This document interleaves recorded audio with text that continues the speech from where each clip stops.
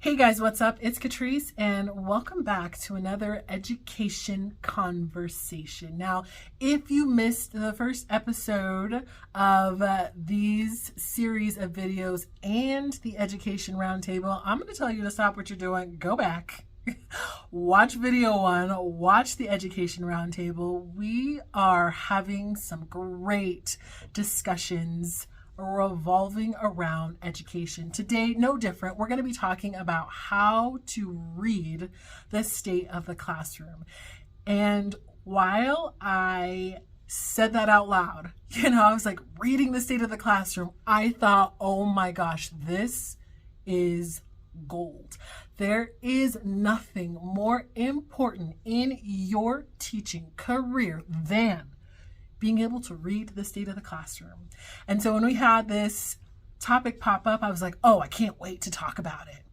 And then it was time to talk about it, and I was like, ooh, what am I going to talk about? I don't know why it got hard. I was really trying to dig for something very tangible, something you could actually do to change the state of the classroom. And I'll tell you where I got stuck. I got stuck because I believe that you should have a way that your classroom runs. There should be very clear expectations. I am in the driver's seat. I am the guide.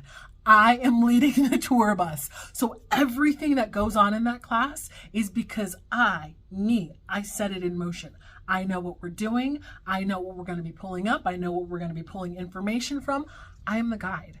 And when I think about classes and people taking classes, I know how much it is appreciated for there to be order. Now, if you would ask me, I would tell you, I love spontaneity. Like, toss me anything. I don't want to schedule. I don't want somebody telling me that we're going to do this at this time and that at this time. But when it comes to education, I'm trying to be great. Okay. So when it comes to being great at something, you actually do need to know what is the process you have to follow in order to be great.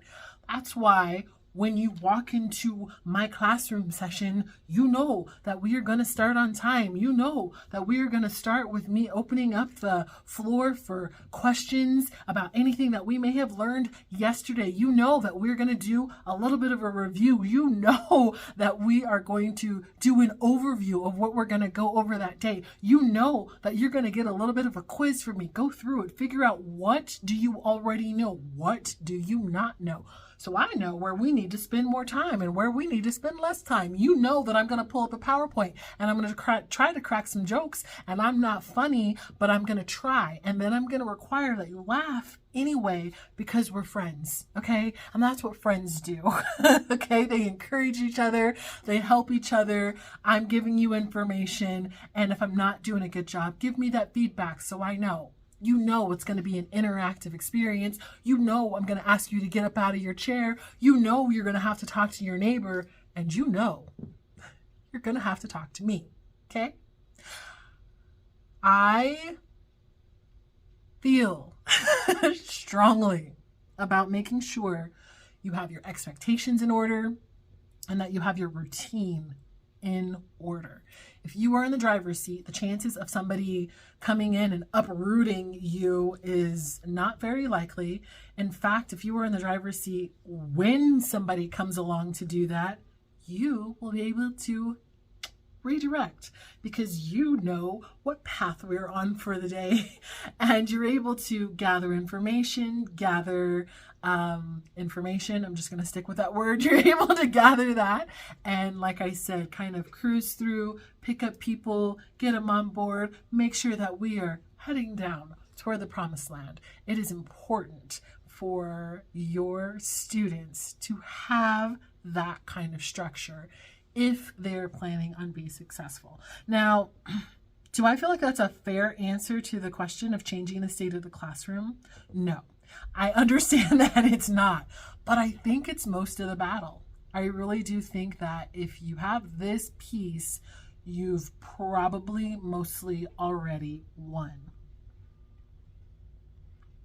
With that said, what can we do to change the state of the classroom. There's always going to be the person who is asking a million questions. There's always going to be the person who asks the random questions. There's going to be the person who comes in late. There's going to be the person who's having a bad day. There's going to be the person who is just off topic constantly. So how do we change the state of the classroom?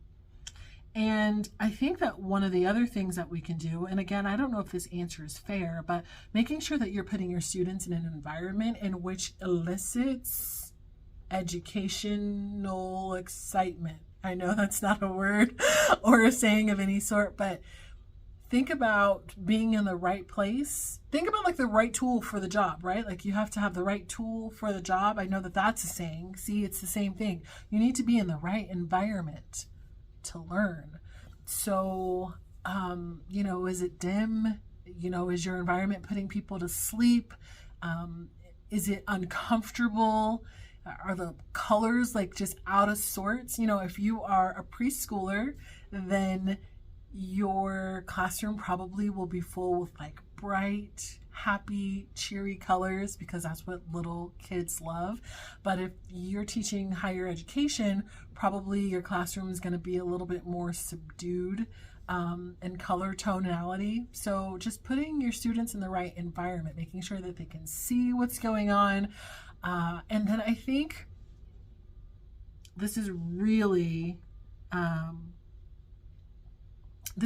where we're going to change the state of the classroom. So after all my preparing to not be moved or tipped around or caught off guard, really, when it comes to the state of the classroom, I think that it's important to be aware and be willing to adjust. And the only way that you can be aware is to ask questions. So ask questions so that you can be aware, so that you can adjust your pace of your class sessions. And in order for you to be aware, I want you to try to change the way that you're asking questions so that it's not, do you have any questions?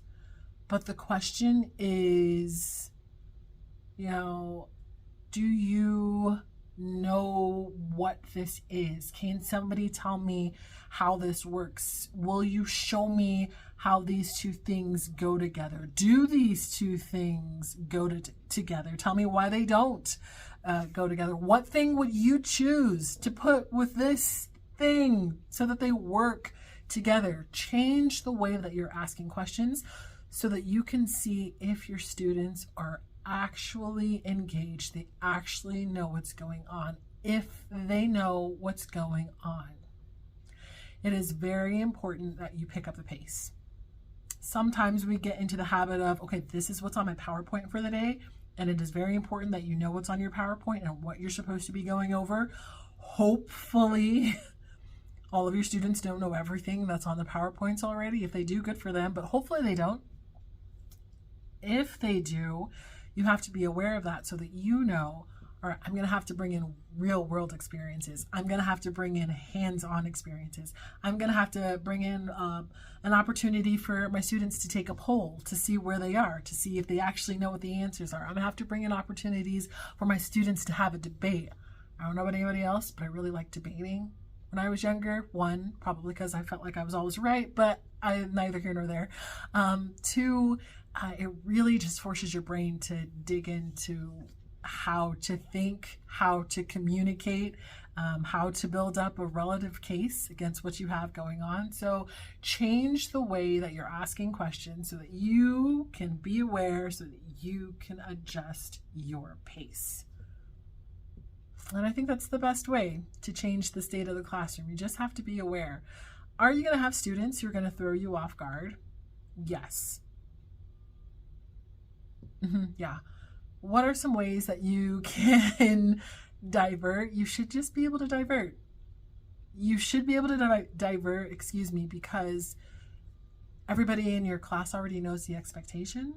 So I can easily just tell someone, oh, that is such a good question, and we'll come back to that question because I really want to make sure that we stay on target here. If we get on target, we may miss some of the key points that we need to learn right now. So, with that, reading your classroom, changing the state of your classroom, such a fun, crucial topic. You have to come back in about 3 weeks or so, where we will be releasing the second episode of the Education Roundtable, and some of the brightest minds I know will be giving you all their insight on how to do this efficiently and effectively. And I hope to see you there. Until then, take care.